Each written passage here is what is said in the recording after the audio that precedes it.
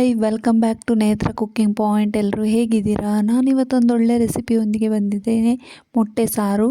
ಇದನ್ನು ನಮ್ಮ ಮನೆಯಲ್ಲಿ ನಾವು ಮಾಡುವ ರೀತಿಯಲ್ಲಿ ತೋರಿಸ್ತಾ ಇದ್ದೀನಿ. ಇದಕ್ಕೆ 1 ಕಾಯಿ ತಗೊಂಡಿದ್ದೀನಿ, 10 ಮೆಣಸು ತಗೊಂಡಿದ್ದೀನಿ, 2 ಸ್ಪೂನ್ ಕೊತ್ತಂಬರಿ ಕಾಳು ತಗೊಂಡಿದ್ದೀನಿ, ಮತ್ತು 1 ಸ್ಪೂನ್ ಕರಿಮೆಣಸು, ಅರ್ಧ ಸ್ಪೂನ್ ಜೀರಿಗೆ, 1/4 ಸ್ಪೂನಷ್ಟು ಮೆಂತ್ಯ, ಅರಿಶಿನ, ಟರ್ಮರಿಕ್ ಹಾಕಿದ್ದೀನಿ, ಮತ್ತು ಲವಂಗ 3, ಒಂದು ಸಣ್ಣ ಚಕ್ಕೆ, ಮತ್ತು ಒಂದು ಸಣ್ಣ ಸ್ಟಾರ್ ಹೂವನ್ನು ಹಾಕಿದ್ದೀನಿ, ಒಂದು ಸಣ್ಣ ಹುಣಸೆ ಹಣ್ಣು ಕೂಡ ಹಾಕಿದ್ದೀನಿ ಇದರ ಜೊತೆಗೆ.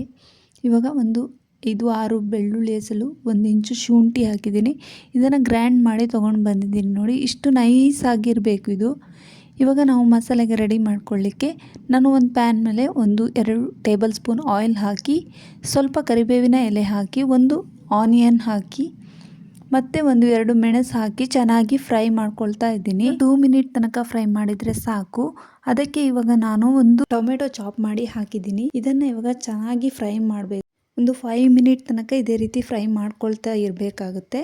ಇದು ಸ್ವಲ್ಪ ಕಲರ್ ಚೇಂಜ್ ಆಗುವ ತನಕ ಫ್ರೈ ಮಾಡಿದರೆ ಸಾಕು. ಇವಾಗ ಚೆನ್ನಾಗಿ ಫ್ರೈ ಆಗಿದೆ.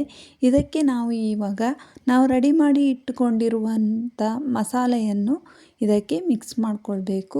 ನಮಗೆ ಮೊಟ್ಟೆ ಸಾರು ಎಷ್ಟು ನೀರು ಬೇಕು ನೋಡಿ, ಎಷ್ಟು ದಪ್ಪ ಬೇಕು, ತೆಳು ಬೇಕು, ನಾವು ಕನ್ಸಿಸ್ಟೆನ್ಸಿ ನೋಡಿಕೊಂಡು ಹಾಕ್ಕೊಳ್ಬೇಕಾಗುತ್ತೆ. ಸಾರು ಎಷ್ಟು ತೆಳುವಾಗಿರಬೇಕು, ದಪ್ಪ ಆಗಿರಬೇಕು.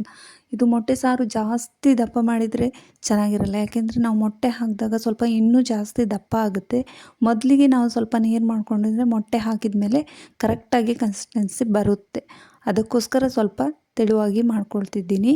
ಇದಕ್ಕೆ ಇವಾಗ ನಾನು ರುಚಿಗೆ ತಕ್ಕಷ್ಟು ಉಪ್ಪನ್ನು ಹಾಕ್ತಾ ಇದ್ದೀನಿ. ನಾನು 2 ಸ್ಪೂನ್ಸ್ ತಗೊಂಡಿದ್ದೀನಿ. ಚೆನ್ನಾಗಿ ಕಲಿಸ್ಕೊಂಡು ಮಿಕ್ಸ್ ಮಾಡ್ಕೊಳ್ಳಿ. ಇದೇ ರೀತಿ ಮಿಕ್ಸ್ ಮಾಡಿಕೊಂಡ ನಂತರ ಇವಾಗ 10 ಮಿನಿಟ್ ಕುದಿಸ್ಕೊಳ್ಬೇಕಾಗುತ್ತೆ. ನಾವು ಮುಚ್ಚಳ ಮುಚ್ಚಿ ನಾನು ಈಗ ಕುದಿಸ್ಕೊಳ್ತಾ ಇದ್ದೀನಿ. ಇವಾಗ ಇನ್ನೊಂದು ಕಡೆ ಒಂದೊಂದು ಮೊಟ್ಟೆಯನ್ನು ಒಡೆದು ಇಟ್ಕೊಳ್ತಾ ಇದ್ದೀನಿ. ಸಪ್ರೇಟ್ ಬೌಲಲ್ಲಿ ಮೊಟ್ಟೆ ಹಾಕೊಳ್ಳೋದ್ರಿಂದ ಮೊಟ್ಟೆ ಹಾಳಾಗಿದ್ರೆ ಗೊತ್ತಾಗುತ್ತೆ.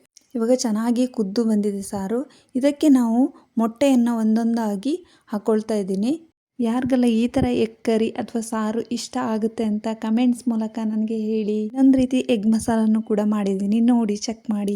ಇವಾಗ ಮುಚ್ಚಳ ಮುಚ್ಚಿ 10 ಮಿನಿಟ್ ಆದ ಮೇಲೆ ಇದನ್ನು ಈ ರೀತಿ ಸೌಂಡಿಂದ ನಾವು ಅದು ಕರೆಕ್ಟಾಗಿ ಬರುತ್ತೆ. ಇಲ್ಲ ಅಂದರೆ ನಾವು ಮೊದಲೇ ಚಮಚ ಹಾಕಿದರೆ ಅದು ಎಲ್ಲ ಕರಡಿ ಹೋಗುತ್ತೆ. 10 ಮಿನಿಟ್ ಇದೇ ರೀತಿ ಬಿಡಬೇಕು. ಇವಾಗ ಚೆನ್ನಾಗಿ ಬಂದಿದೆ. ಮೊಟ್ಟೆ ಒಂದು ಕೂಡ ಕದಡಿ ಹೋಗಿಲ್ಲ, ಚೆನ್ನಾಗಿ ಕ್ಲಿಯರಾಗಿ ಬಂದಿದೆ. ಇಷ್ಟು ಇವಾಗ ಚೆನ್ನಾಗಿ ಕೊದ್ದಿದೆ. ಇವಾಗ ಇದಕ್ಕೆ ಸ್ವಲ್ಪ ನಾವು ಕೊತ್ತಂಬರಿ ಸೊಪ್ಪನ್ನು ಆ್ಯಡ್ ಮಾಡ್ಕೊಳ್ಬೇಕು.